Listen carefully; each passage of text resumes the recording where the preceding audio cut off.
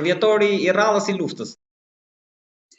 Ju keni shumë të drejtë, unë të gjitha interesat më pash me kolegë tuaj edhe në shtyp, parasisht diplomat, po e kam shpërur aqik troç me shumë keqardhje, edhe pse nuk dua të bëhem profet i skeqje, se thash qysh në fillim, por duhet me qenë realist. Dhe me qenë se jemi bashkë, edhe një gazetar i nderuar dhe me portalituar të nderuar domethënë që dhe ndjekësit për respekt të gjithë atyre që na ndjekin, dhe i lutem të kuptojnë domethënë që unë nuk është se po gjykoj se unë nuk jam askushi, po jam një diplomat që ndjek situatat aq u tepër në Bruksel dhe jap mendimet e mia mbi bazën edhe të ekspertëve më të mirë që janë këtu në Bruksel, po dhe në Gjermani ku shkoj shpesh sepse kam qenë aty diplomat, edhe në shumë kontakte tjera. Pra unë thjesht po i përcjell mendimet e ekspertëve më të mirë, natyrisht edhe me këndvështrimin tim nga përvoja ime si diplomat. Pra, paqja në Ukrainë, unë e kam të troç, jo paqja, parë në pushimin radh parë, le të themi është një hall e ftohtë.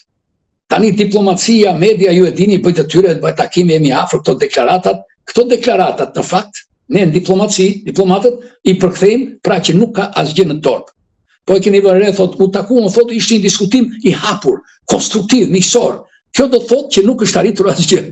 Po nuk mund të thonë që s'arritur asgjë, diplomacia nuk thuhet kur, siç po e them unë tani. Po e them unë sepse nuk jam në diplomacinë aktive dhe jam me ju dhe jam për respekt të ndjekësve.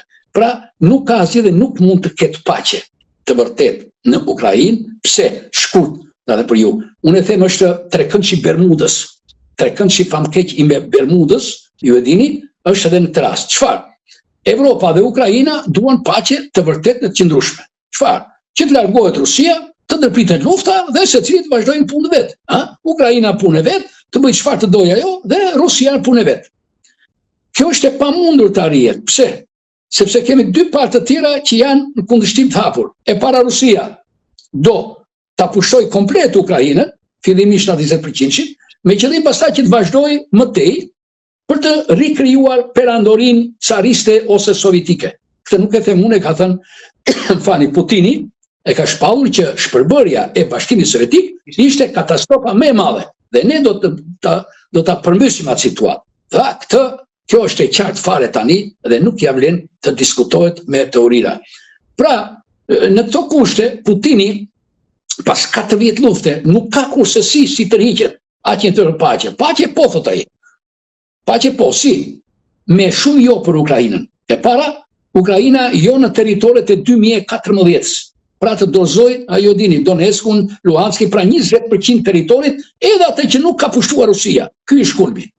Një precedent tepër i rrezikshëm drejt ndërkombëtare. Do rritet Oreksi, do fillojnë gjithë pastaj. E pushton një pjesë ai që nga Serbia dhe pastaj thot, ma le mua aty këtë pjesë dërjon të bëj nami. E dyta, Ukraina jo me ushtri. Këtë një ushtri të vogël. Ukraina jo në NATO. Të mos hyjë NATO, thot ai. Jo trupat huaj evropiane dhe amerikane në Ukrainë. Kjo është paqe i Rusia. Po kjo nuk është paqe, po këtë e quajnë pushtim, kapitullim të ri të Ukrainës. Gjithë politikanët të Ukrainës dhe politikanët perëndimor. Në ana tjetër kemi Shtetet Bashkuara, që deri dje mendoj do ishte faktori kryesor për ta detyruar si statut, për ta shtrënguar me diplomacinë e forcës, që të riqej Rusin, ai ka bërë të kundërtën, e mban shumë mirë me Putinin dhe më keq me Zelenskin, ju keni parë gjithë ato incidente. Pse? Amerika nuk ka interes për paqe të vërtet të qëndrueshme, si që i tham ne, Ukraina me Evropën.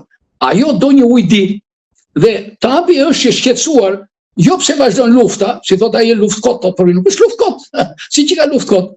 Pra Trumpi do një ujdi, të mbaroj sa shpejt lufta thot, që të bëjmë ujdi tregtare. Me Ukrainë e ka bërë, po do ta bëjmë me Rusin, sepse në luftë nuk i shfryzon dot pasuritë e Ukrainës me tale të ralla. Prandaj ai do sa më shpejt që të arrihet armpushimi. Paqe nuk e ka dhe ka shumë era kai, po boll armpushimi. Pra shikoni që janë 3 interesa të kundërta.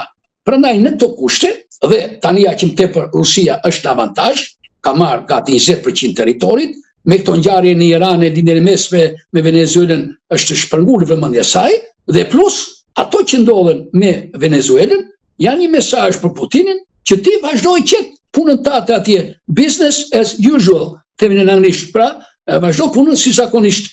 Ti bëj aty çfarë të doj qefi. Praktikisht ky qëndrim e jep. Keni parë ju një kërcënim nga Trumpi? Jo. Nuk e ka. Pse? Sepse ai kërkon me çdo kusht këtë ujdi. Kjo ujdi nuk realizohet Kjo e ka nervozuar Trumpin, prandaj ai ka thënë që unë mund të largoj fare, le ta zgjidhë Evropa se nuk është lufta ime, është lufta e Bidenit dhe lufta e Evropës.